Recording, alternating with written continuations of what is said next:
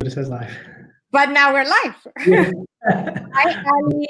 How are you? I'm doing great. How are you doing? I am very excited that you were able to make some time on your super busy schedule this day. And you are in Chicago right now, and you're going to tell us everything about that. It's funny because when we were booking this interview, you were giving me California times. You're still not even accustomed to time. I'm still mentally 2 hours behind. I tell people here I'm living in the future. I'm 2 hours ahead right now.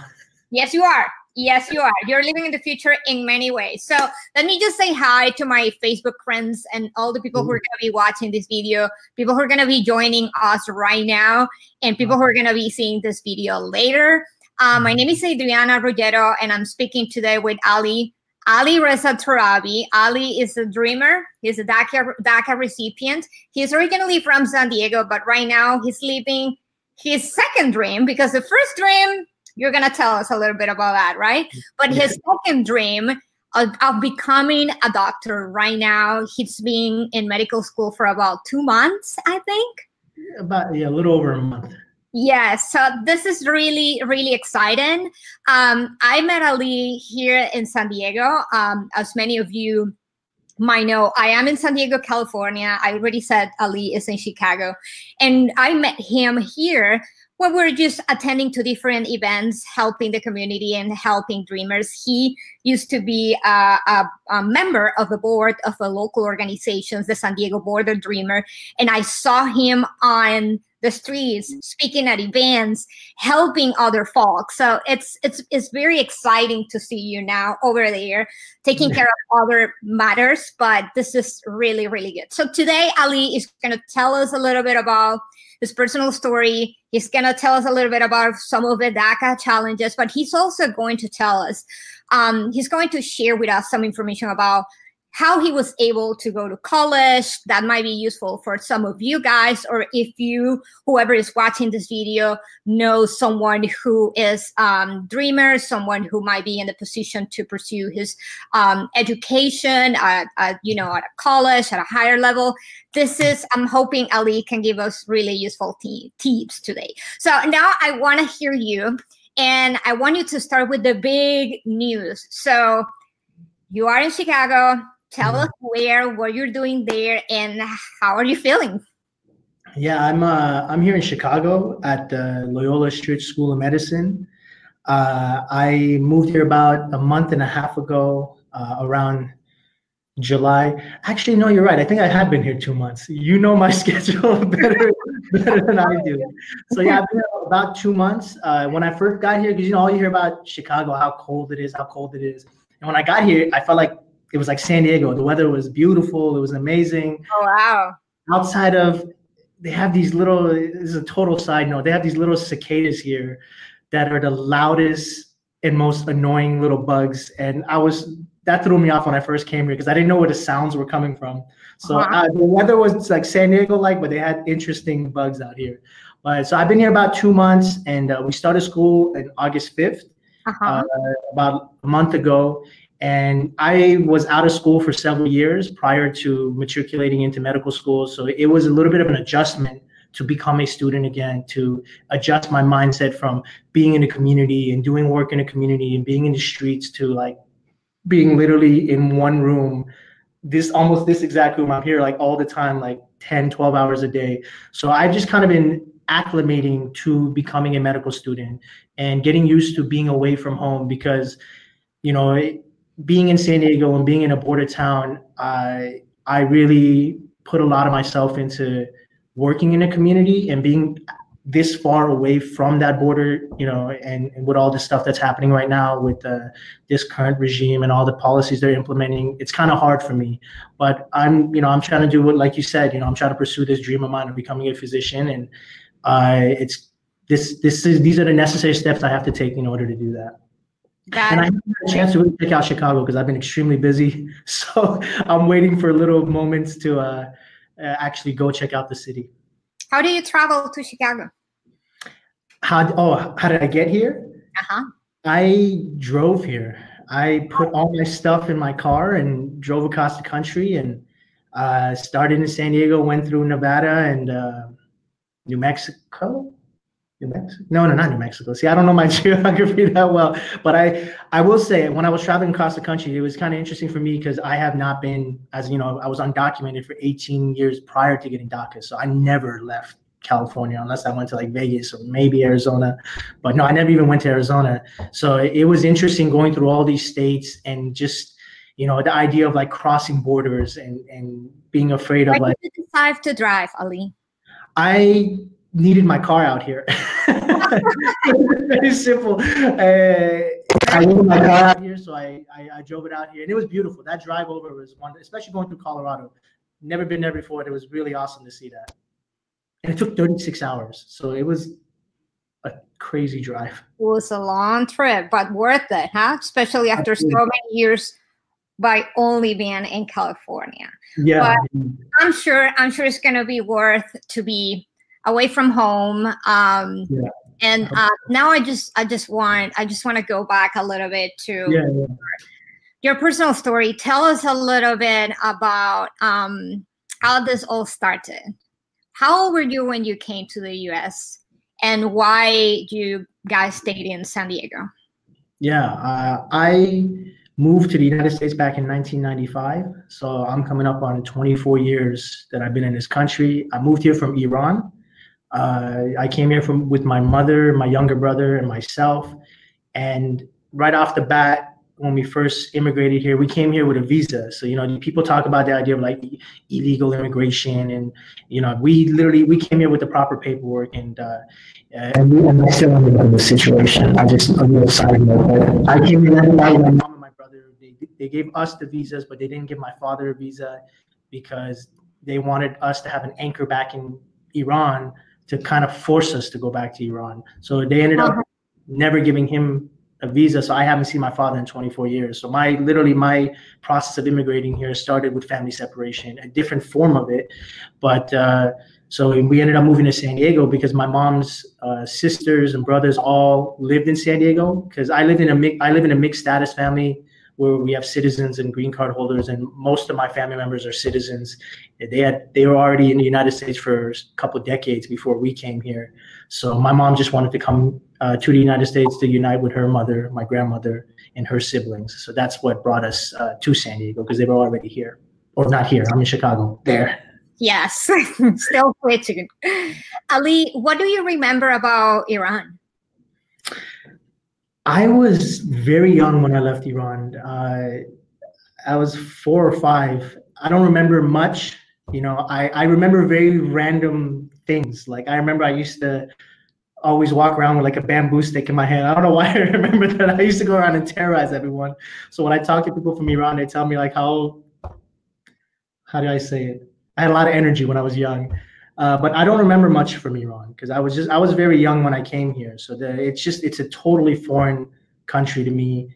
And most of my memories are literally when I first got to this country and onward. So my memories of Iran are just the stories that people tell me about what I was doing when I was in Iran, which were all I was not the best kid when I was young. Oh, no, I can't believe that.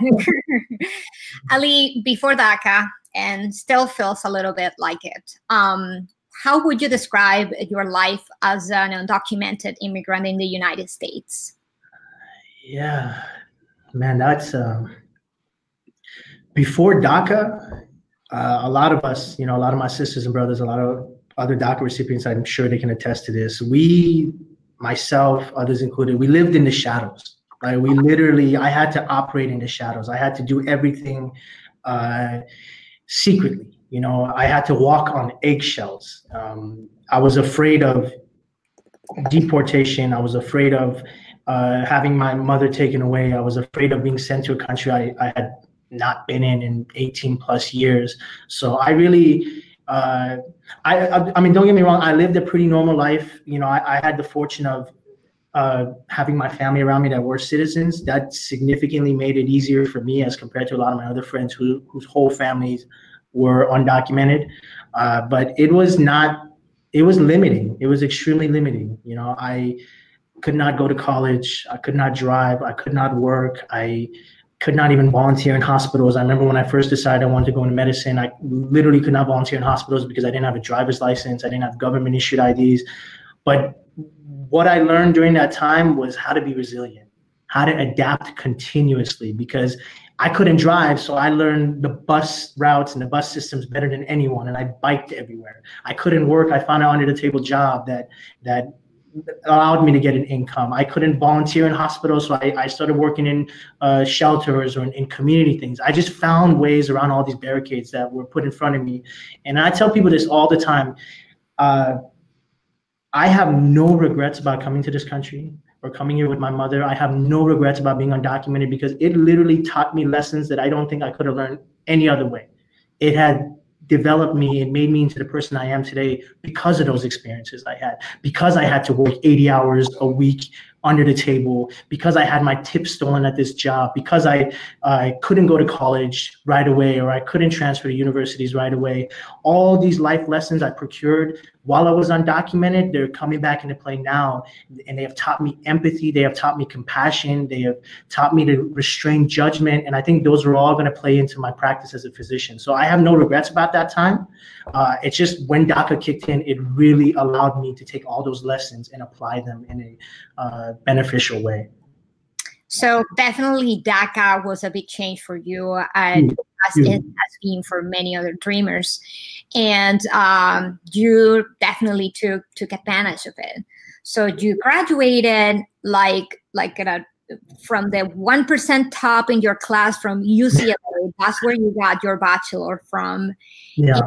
And then that right there put you in a position to be able to apply to a lot of prestigious universities. So can you tell me, what do you think you would be doing? So this is how DACA changed your life. You had access to this. You went to UCLA. Right now you're going to medical school in Chicago. Where do you think you would be today if you didn't have DACA? Well, I can tell you right off the bat, I would not have gone to university if I didn't have DACA. The reason I transferred to UCLA, I was in community college for 4 or 5 years because I could not transfer. I didn't have funding to pay for school. So I would have not, first off, gone to UCLA or any university. But the one thing I would say is, I think I would have found a way to work around these things, because something about being undocumented, something about having to continuously adapt makes you extremely resilient. And I would not have allowed the lack of a piece of paper to define my value or give me my worth, because I will never let that piece of paper tell me, what I'm worth. It's the dignity of my character. It's the morality with which I live my life. I think those things I recognize give me value, and I would have worked around all the barricades to either find something I'm passionate about that I could do, and I would have put my entire self into it, whether it would have been painting, because I paint. When I was back home in San Diego, I did several murals. I had a small business. I could have pursued painting. I would have found something. I probably would not have been as happy, because I have found a career path that brings me joy, that brings me happiness. So I definitely wouldn't have gone to UCLA. I obviously would not be here in Loyola pursuing medicine, but I do know that I would not have given up, and I would have worked around to find something to do, whether it was art, whether it was staying involved with the community. But at the end of the day, I am grateful that was not the circumstance, that we were able to, the community force the previous administration to implement DACA, because I am very happy that I am in the position I am today, that I was able to go to universities, to UCLA, and to be here in Loyola now, pursuing my MD. That is wonderful, Ali.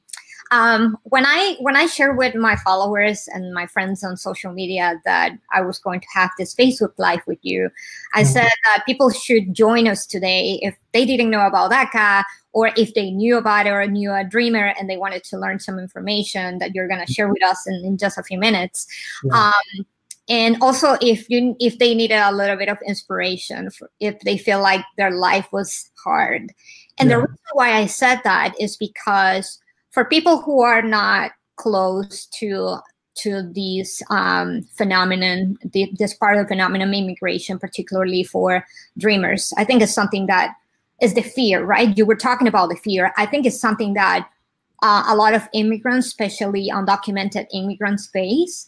But there's something very special about the situation that dreamers face, and it's the fact that you are going ahead and you are committing yourself to several years at a college, at a university, and you are acquiring loans and you are investing a lot of time, nights to reach a goal that could be taken away any day. Because if the situation changes and the DACA permit is removed or is taken away, just like this, you just have to stop going to school. You would not become a doctor, or you would not, complete any career you are pursuing at the moment. That situation right there would be very detrimental for many people. For many people, it will be easy to say, not easy, but I think it's understandable that you will feel like, why wouldn't even try? I mean, I don't even know if I'm going to be able to finish. So I want you to tell me, how did you guys, and I know you can only talk for yourself, but in general, what do you think is the driving force for you guys to stay focused and say, I'm going to go there and I'm going to get it no matter what? And even if I wake up every morning with this fear that I might not be able to get to my goal, not because I don't want to, but because of other reasons, I'm still going to do my best today. How did you? I've been asked that, as a DACA recipient, as an undocumented person, a lot, and I think I can speak for myself clearly, obviously, but for other DACA recipients, when I say we have a different type of driving force. When you think about your family and that they are willing to sacrifice everything they had, and I mean, and I'm going to speak about my mother, how she sacrificed everything she had. She had businesses in Iran. She had wealth in Iran. She had land. She was living her life in the country that gave birth to her. She was willing to sacrifice all of that to give my brother and me a better life, to come to a country whose culture she knew nothing about, whose language would sometimes fumble off the tip of her tongue. And when I think about that, the sacrifices that my mother made, that drives me like nothing else. I don't want her to ever feel like what she did was done in vain, that she literally had to endure a divorce, because her and my father ended up getting a divorce, and had to come to a country whose culture for her, she still has not really acclimated to it, whose language she never really picked up. I want her to look at me and say, yes, I made those sacrifices, but look what my son has done. Look what my children have done. And that is, for me, the driving force. I mean, not just for medicine, for everything I do. Everything I do, I think about my mother. And I think about everything that she's done for me. And how she, before I even knew it, had a belief in me that I could do something, that I could have an impact, that my potential was worth sacrificing this much for. And I think to myself, who would I be if I take all that my mother did and all that potential she saw in me and did nothing with it? So for me, that is the number one catalyst. I think about it constantly, not in a way that I feel pressure to, because I do not feel pressured. All these things I do it because I want to. The work I do in the community is because I want to, because I recognize the value in my community members. I recognize the value that the immigrant brings to this country. I do all these things because I'm passionate about it and I want to, and it's because I learned to be passionate from my mother. I learned to sacrifice the way my mother did. She is the original dreamer. They call us the dreamers. I piggybacked on my mother's dream. Everything I'm doing here is because my mother had a dream, and she was willing to sacrifice everything for that dream. Like I just had my white coat ceremony, and they put that coat on me, and serendipitously, it fell on my birthday. And all I was thinking when they were putting that coat on me, I was looking at my mother, and I just wanted her to know. I was thinking to myself, does she know how much this means to me in terms of having her bear witness to this, having her know that everything she did, all the sacrifices she made has come to this pinnacle in this moment where now I am able to pursue my dreams. My mother had to literally learn to survive in this country so that I could live. So that is a foundational driving point for me. You know, and I love many things about my culture, but in the Iranian culture, they have a saying where when your children, especially the mom, when your children become doctors, they call the mother Khanum Doctor, which means Madam Doctor. So I tell my mom, you know, this degree is as much yours as it is mine. So now everyone's going around and calling my mom Khanum Doctor, and my mom is Khanum Doctor. She's my driving force and she is my catalyst. And I'm sure most of my DACA sisters and brothers can really empathize with that sentiment. That is beautiful, Ali. Thank you so much for sharing that with us. I'm pretty sure your mom is super proud of you. I'm really happy. And I'm glad that you put it that way, because while I was listening, I was thinking, usually what pushes to pursue our goals is something or someone that we care so much that is outside of ourselves, that keeps us going and trying. In this case, is your mom. You feel like you owe her. You feel like she made a huge sacrifice, and you definitely have to compensate that somehow, some way. That's outside of you. You're not thinking about you. You're not necessarily thinking about me reaching this goal. So that's wonderful. That's a really good way to find strength and to find the desire to continue pursuing something, even though the circumstances are not perfect. So that's the way I can put it in perspective for other people who might be facing a different reality, but maybe a similar situation, like trying to get to some goal or trying to reach something and not seeing it clear at the moment. But just find the inspiration, just find the real reason why you want to do it. And if it's bigger than yourself, you can probably go and get it no matter what. Yeah. Ali? I just want to add one thing. Like I definitely, like I said, my mom is my driving force. In addition to that, I also have a passion about helping those that have my lived experience, because I know what it feels like to be undocumented. And I know what it feels like to not have insurance. I know what it feels like to be afraid to go to the doctor because you're worried that they might call ICE or somehow you get stuck up in the system and you get separated because you went in for a broken arm, which I literally experienced that. So, and I know that there's a necessity for doctors that are like me, that have my lived experience, to come back and give back to the community. So I recognize the potential I have in a platform that medicine provides me. So it's that addition of the passion and love I have for my mother and recognizing her sacrifices, and then the passion and love I have for my community and recognizing how they deserve to have doctors that care for them and empathize with their experience. And when those two things come together, I literally it drives me. I don't know how to explain it. It drives me in a way that I feel like I can accomplish anything with those two things backing me. Okay, now I want to ask you something, because you just make me think about being grateful. Joe, all of the conversation about that kind about dreamers is charged with a lot of stress and a lot of anger sometimes, because of course it's a very challenging situation. We're just listening to you.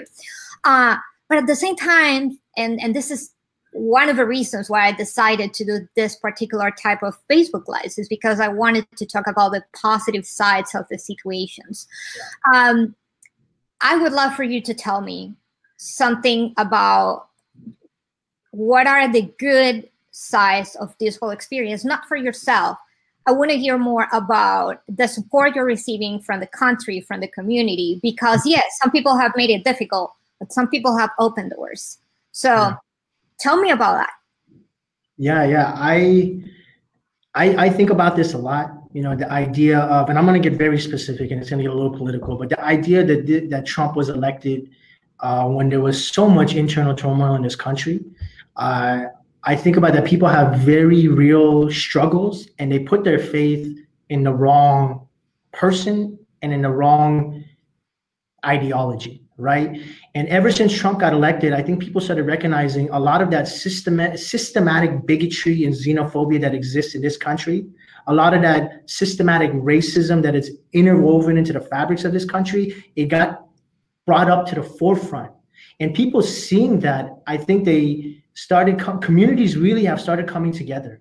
And when DACA, when the Trump regime decided to rescind DACA, And people started seeing how that was going to directly impact their neighbors, kids that they never knew, or adults and working professionals they never knew had DACA. And they started seeing how it was directly impacting their loved ones and their neighbors. People really started coming together. You know, when this administration told us that we don't belong here, that we're deportable, the country came together and said, no, you're wrong. Our community came together and we stood up. We went to DC, we went to every single capital in every single state in this country, and we fought and we pushed back. And what happened? The court sided with us, and they were not able to rescind DACA. And to this day, they're still trying to rescind DACA. So in my mind, the one positive thing that's come out of this situation is the fact that we have communities that never supported each other are coming together. Like, for example, I never thought that there would be a march in Minneapolis where thousands of people would attend for the abolishment of ICE. Like, that concept of abolish ICE was such a fringe idea, even though it's absolutely necessary and absolutely vital that we do it. But now it's become a accepted notion that yes, this organization, this ICE is very corrupt. They're immoral. They have no transparency, and people recognizing these things, and they're coming together with us, the undocumented community, to fight for our dignity, for our respect, and our rights. And I think Trump's bigotry, racism, and hatred have played a catalyst into bringing communities together in a way that we really have not been together in this way in a very long time, where we're fighting for a unified cause. And it's not just with undocumented people, it's also with the LGBTQ rights, it's for trans individuals and their rights, it's for the right of our Muslim sisters and brothers. So the community is really coming together to stand up against bigotry and racism. And I love that part of it. Obviously, I do not really care for the source of all this hate, but I do really love my community and my community members for their resiliency and their willingness to fight for people they don't even know, because they know it's the right thing to do, and they recognize that this is a human rights violation. All of it, this whole regime is a human rights violating machine, and they're willing to stand up against it. And that's the one positive thing that I've been seeing in the last 2.5 years. I can definitely relate, Ali, to what you're saying, and I'm sure some people can. This makes me think a little bit about how I felt when I moved here to the United States. Mm-hmm. I am from Venezuela, and when I was still living in my country, the political situation there got so intense, and the president we had at the moment, Hugo Chavez, he had this very divisive kind of like speech. And one of the strongest messages that hit me when I was there was that he made me feel that I was an outsider in my own country. And when I came here and I saw so many people from different cultures, backgrounds, and different religions living and co-living in the same area, yes, you see and some people experience uncomfortable situations based on their race and their religions. But for the most part, I am personally grateful to be in a country where I can be who I am, and there are opportunities, there are chances, and people like you are taking advantage of those opportunities and are opening the doors for others. And I think that's very important in the end. I want to talk a little bit about the medical industry and why it's so important that we make sure that there is more diversity in the health industry. You told us a few minutes ago that you wanted to help your community, that you experienced being there and maybe not having insurance, or maybe not having someone who would understand exactly what you were experiencing. Tell me from your perspective. You are at Loyola University in Chicago, and your goal, I know that, is to come back to California and help your community. But in general terms, why is it so important that we make sure that there is more diversity in the medical field? For me, it always comes back to culturally competent care and having that lived experience. Because I feel like when you have that lived experience, you're more capable of empathizing with your patient. And I'm speaking from a totally naive, like, I'm not directly in the medical field yet. You know, I'm still a first-year medical student. I haven't had as much I'm very fortunate that when I was in San Diego, I worked at the UCSC student-run free clinic, and I had a lot of patient-to-patient interaction, and most of our patients were people that, didn't have access to insurance. But from my perspective at this point, I think it's vital to have lived experience, and I think it's vital for patients to be able to see themselves in their doctors. And by that, I mean to look at their doctor and say, this person understands some of the experiences that I've endured. So me as an undocumented doctor, and if I'm fortunate enough to get back in my community and see other undocumented patients, they will know that when they tell me something, I get it because I lived it. Like I literally think about how when I was at the clinic, some of our patients were undocumented. I could just as easily have been a patient rather than a volunteer. And it's the fact that I have that lived experience, it will allow me to connect with my patients and my future patients in a way that I wouldn't be able to have otherwise, and I think the idea of having more Latinx people in medicine benefits the Latin community. I think having more people of color, my Black sisters and brothers that are in school right now, there is just not enough people. There are not enough medical students and enough physicians of color right now, and we need more of that. We need obviously to diversify, which is great, but it's the idea of physicians having lived experience and being able to really understand in a culturally competent way their patients. I think that's vital. That's vital for medicine, because if I go and see someone and I don't understand their life experiences, I don't understand the social determinants of health they have to endure, whether it's poverty, whether it's food deserts and you have lack of access to healthy foods, whether it's culturally there's a certain practice that you partake in and it's leading to impacting your health in a negative way, or it's impacting your health in some sort of way. If I have that lived experience, I'm able to better diagnose you. I'm more likely to be able to connect with you as your physician. I think those things are vital, and diversifying the pool of medical students and doctors in the future is vital. I think it'll make the country as a whole, especially when it comes to the medical field, more competent, and it will give us a lot of lived experience to better connect with our patients, rather than having this like second degree of interaction with a patient and not fully understanding what's happening, and all we see him as is just this next patient that I have to prescribe some medication and send him along the way.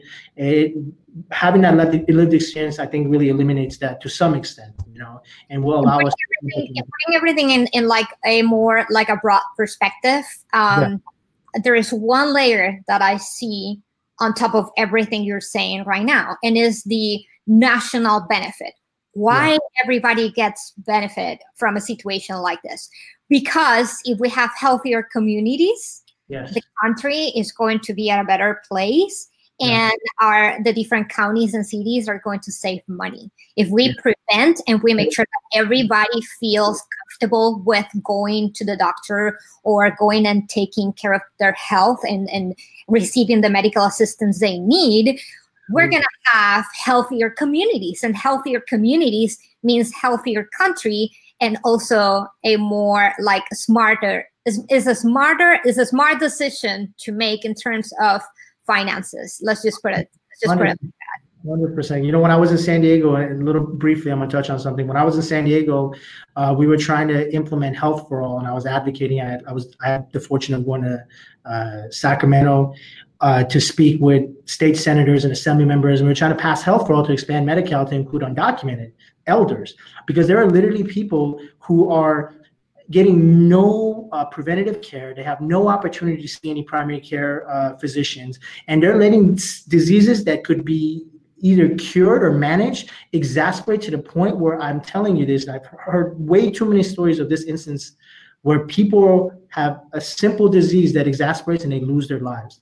I have a friend of mine, and I'm not going to name anybody, whose mother for many years attributed her stomach pains with either the food she was eating or acid reflux. And because she was undocumented, she could not go see a doctor. And eventually, when the pain got so bad that she did go see a doctor, it was a small clinic that didn't have the ability to address anything. So they, after several months, got her into a major hospital. I'm not going to say which hospital. And they found out, after they ran tests, that she had end-stage gallbladder cancer, and she died 2 weeks after that. And that's because we don't have the cultural competency in this country now to recognize that healthcare is a human right. It's not something that we should be profiting off of and counting margins and trying to figure out how do we fit it in our budget. I understand that aspect is very real. And even if we take that line, it saves the country more money to give people front of line access and preventative care than having them go through emergency rooms every time they have to see a doctor. It saves the country money. And on top of that, it's the moral thing to do. It saves lives and it's the moral thing to do. And we need to recognize that healthcare is not a means of counting profit margins and trying to privatize and maximize the money making. It is a human right to have access to healthcare. And that's how I feel. And that's one of the driving factors of me being in medicine. So, and I think having more people that are, again, culturally competent and have that lived experience will be able to make those connections with our patients and then overcome these barriers that exist. Ali, we promised that you were going to share some tips about your journey and the whole process. You were telling me when we spoke, when we were trying to coordinate our times and everything, you were telling me that that is one of the biggest challenges, getting financial help and the whole process. So can you please walk us through what's going on right now and what are some of the steps that you are that you advise other folks that are dreamers that they can take? Yeah, absolutely. I want to say right off the bat, anyone that's a DACA recipient right now, and I'm going to say two parts for my brothers and sisters that are DACA recipients and those that are completely undocumented, because they're two different paths, and I went down both of them. I want to start off with those that are DACA recipients. I think it's vital for us to figure out what you want to do. If you're thinking about graduate school, if you're thinking about medical school, law school, as early as you can, get yourself immersed in your universities, with whatever clubs there are, whatever organizations there are, get involved in, let's say for me, because I went down the MD route, I'm gonna speak on that specifically. Start volunteering at hospitals. Do what you can from the forefront to really immerse yourself in that environment, the medical environment. And when it comes to applying to medical school, right now, even at this juncture, there are many medical schools in the United States that do not accept DACA recipients. They may say they accept our applications, but they've never matriculated any DACA recipients. And I'm not going to call out any schools because there are a few schools that shocked me in California that have never matriculated a DACA recipient. But find out, there is a strong network of DACA recipients in the United States. It's strong, but small. There's maybe 100 of us. But find out which schools actually accept DACA recipients. And when I say accept, I mean they have matriculated. And they've had DACA recipients that have gone to their institution. And just to clarify something right there, hold that thought. This is something that people can apply to other careers, right? So do your research. And if you want to go to law school or if you want to become a teacher, just do your research and see what universities in those fields are accepting already DACA recipients. Absolutely. Okay. And don't be afraid to reach out to the programs and see if there are DACA recipients, and then get in contact with the DACA recipients that are there. So me right now at Loyola, I let the school know that if there are any DACA recipients applying and they need a place to stay, send them to me. They can stay at my house, so they don't have to pay, because I know how much it costs to fly and pay for hotels. They can stay at our place, and I would talk to them and let them know how they could really fine-tune your application or really navigate the pre-med and application and interview process. But once you're at that point, do your research, reach out to DACA recipients. If you find out that there are DACA recipients in the program, reach out to them and ask them for help, ask them for details of what they did, how did they get there. So that's vital. And we're going to jump, not a lot of steps, but a few steps ahead. When we're fortunate enough to get into any program, whether it's an MD or law school or a PhD program or any graduate program, it is not easy as a DACA recipient to get access to financial aid. We're limited. We don't get any federal aid. There are certain schools that set aside money for DACA recipients, and Loyola is one of the schools that was kind enough to do that. But there are a few lenders that do lend to DACA recipients, one of them being Discover Bank, and the one I got from was Sallie Mae. And usually you have to have a U.S. citizen cosigner that will sign on with you to take on the burden of the loan. If you have a U.S. citizen cosigner, it will be a lot easier to procure a loan. At this point, I'm not aware of any loans that if you are if you're a DACA recipient and you don't have any U.S. citizens that can cosign for you, it is there are no private lenders right now that are giving out loans under those circumstances. I'm hoping to down the line work with the university to specifically at Loyola create a tertiary relationship with maybe one of the banks out here to create some sort of lending process to circumvent that. But those are the steps that really I had to take in order to get myself to this position. I had a little bit of trouble with Discover Bank because I'm a citizen from Iran, and Discover Bank doesn't give loans to Iranian citizens, which blew my mind because I've been here 24 years. And I was telling the guy, look, I'm not going back to Iran. You don't have to worry about me taking your loan and running away. So, but for all other citizens, Discover Bank is pretty good, and their lending is, their interest rate is a little bit lower than Sallie Mae. So those are some of the tips I can give, like literal, functional, practical tips. But for my undocumented sisters and brothers, it's, I'm not gonna lie, it is harder, but no matter how hard things get, I promise you that if you put in the work, I'm not going to say that, I don't know how to say, because it was hard. It was very hard when I was undocumented. You know, I had to drop out of school for a while. I was working under the table, but I made sure to keep pressing forward. I didn't let this country and all the barricades they put in front of me make me think any less of myself or think any less of my abilities. So keep pressing forward, because I'm telling you right now, we're fighting as a community to make sure that all of our sisters and brothers, all the undocumented community gets a pathway to either access to work or access to driver's licenses, or the best of all is, pathway to citizenship. So in the meantime, stay on it. You know, community colleges right now are getting more and more affordable. For my friends back in California, they're trying to make community college free for the undocumented students that are thinking about it. Go to community college, take your classes, because I'm telling you, education is the pathway. It is the catalyst to bring us up, not just individually, but as a whole in terms of our community. So my number one suggestion is stay in your, with academia, keep learning, keep taking classes until a pathway presents itself, rather than taking yourself out of there. And I know it's difficult because some of us have to work and take care of our families, and those really set barricades.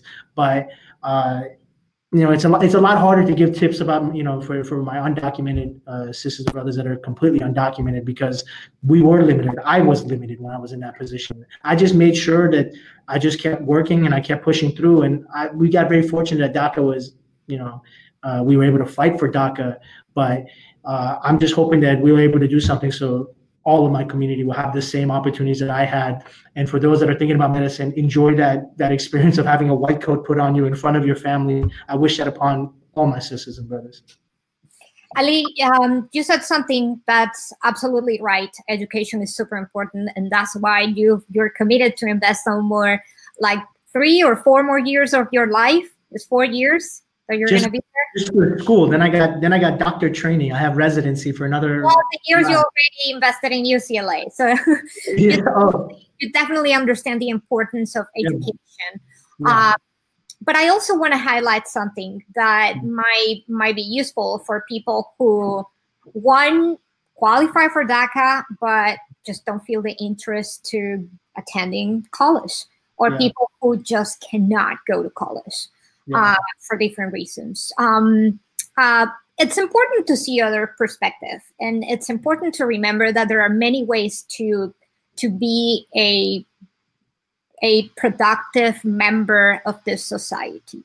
Not everybody have to become a doctor or a lawyer.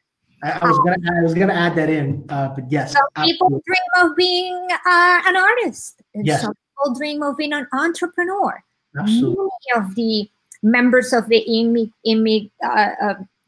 immigrant community are entrepreneurs. Yeah, and they do it because it's just the best way for them to go ahead, because, I mean, nobody's going to hire them, so they start offering services. And for some people that might feel, sound, or look kind of like, ugh, I mean, it's just a truck with a few things. No, they're entrepreneurs. No, and every single big company or every single big brand or medium, because it doesn't have to be huge or big, started in some point, in a small point. So there are many ways. And going back to your point, investigating, there are resources. There are options in your community. that you can utilize to make sure that you are still productive, active, you're able to provide for yourself and your family, and that you can still be a productive member of your community and of the country, because ultimately that's what we want. That's the reality. That's why immigrants go to other places. So because you want a better life, you can still have a better life. You just have to remember that if it's not happening in the exact way or in the way that others are doing it, you can still do it in your own way, right? Absolutely, 100%. I really narrowed in just like in terms of like how do you get into medical school, but you are 100% right, because I have a lot of my friends that are entrepreneurs, that are business owners, that are mechanics. You don't need MDs and JDs and PhDs and master's degrees to give you fulfillment in your life. For me, this is just the path that I had passion about, but your value is not tied up in, like I said before, with a piece of paper. And I mean both a piece of paper that says you're a citizen or a piece of paper that says you're a bachelor's degree holder or a master's degree or a doctorate. Those things are not necessary to give you worth and value as a human being. My mother did not go past, middle school, and she has more merit in her commitment and her willingness to sacrifice and her resiliency than anyone I know. Merit and value are not tied up with those things. You're 100% right, and I do want to apologize if I did come off that way, because I did not mean to. Hey, Ali, you are going to medical school, and that is a big thing. And that's exactly what this interview is about. I wish we can make sure that those who has the potential to go to college, those who have the desire to go to college, maybe after seeing this interview, they feel like, you know what, I'm going to try and I'm going to do it. Yeah. But I also want to take advantage of our conversation to make sure that we also elevate, highlight, and recognize that there are many ways to be productive, to be successful. And it's important to just keep that in mind. There are different ways. Before we say bye, because we're running out of time, absolutely. I want you to share information with us about your fundraising campaign. So I'm just going to give a little bit of context. For his birthday, which was just a few days ago, he created this campaign to raise money for other students who need help to go to college, and I think it's only for medical students. So I'm going to ask you to send me the link to that, and I'm going to post it on the comments of this interview so people can go ahead and see it. But just so you know, Ali is doing this is another way that you can help. I'm just going to use this example. If you cannot go to school for yourself for any reason, or you're not interested, there are ways to also help. And in this case, you're creating this fundraising campaign, but I also want to say that you were in the past involved with the community. So if you can get involved with your community, you can help in the community, you can make sure that people around you have information, or you can make sure that you are informed. So go ahead, tell us about your fundraising campaign. Absolutely. I like I said, when I was getting my white coat, I just kept thinking to myself how wonderful this experience was, and I wanted my community members, other DACA recipients, or even undocumented students to feel that joy. So I did a birthday fundraiser with Students Without Limits. And this organization works with students to help them navigate higher education by helping them get financial aid or pick classes. And these are usually kids that are in under-resourced communities that don't even think about going to college. And I want to give a big shout out to Amy Scully, who helped create or did create Students Without Limits. And she has literally taken kids that never thought about going to college, and now there are students or graduating from schools like UCLA, UCSD, Berkeley. Some people go to Georgetown. It is an amazing organization, and it is literally helping the younger generation who are our futures build a foundation so they can be, like we said, the artists, the engineers, the doctors, the entrepreneurs of the future. So if anyone that's interested in donating, the organization is called Students Without Limits. I'm going to put the link down, or I think I was going to put the link down. And I'm hoping that you all take it into consideration, because I think it's a wonderful organization. And you're absolutely right. Get involved in the community. It's not only about education. This is just the arena that I am in, but you can get involved with the San Diego Rapid Response Network for all my friends that are in San Diego, and they help asylum seekers. You can get involved with the the San Diego Immigrant Rights Consortium. There's a lot of things to do and a lot of causes worth fighting for. So let's all come together as a community and really fight for the dignity and respect and rights of all people. Thank you, Ali. Thank you so much for your time. I appreciate it. I wish you the best, and I can't wait to see you here taking care of the San Diego community. And I can't wait to see that picture of the final graduation ceremony. But for now, enjoy the journey. Thank you so much. Have a wonderful day. Hopefully we'll do another interview when I'm done. Yes, exactly. Please. Yeah. Well, thank you so much. I appreciate it. It was really nice talking to you. Of course. Bye-bye. Take care.